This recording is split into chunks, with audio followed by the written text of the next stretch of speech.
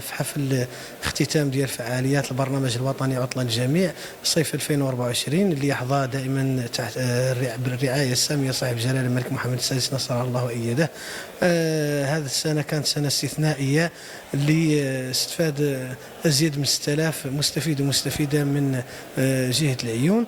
الحمد لله مرت في ظروف جيدة، الأساس هو السلامة الحمد لله، بالإضافة للبرامج اللي كانت متنوعة، مجموعة من الفضاءات الأخرى اللي احتضنت أبناء جهة العيون الساقية الحمراء.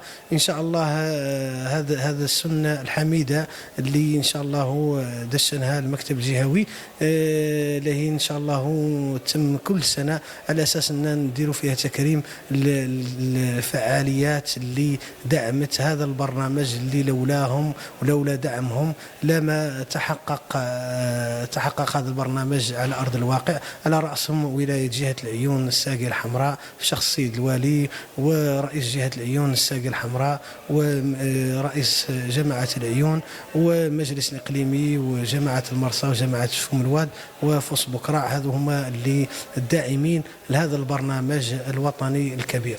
جيت نتكلم لكم عن الحمد لله هو المراحل التخييمية من 1 إلى 5 مراحل الحمد لله تخطات زينة.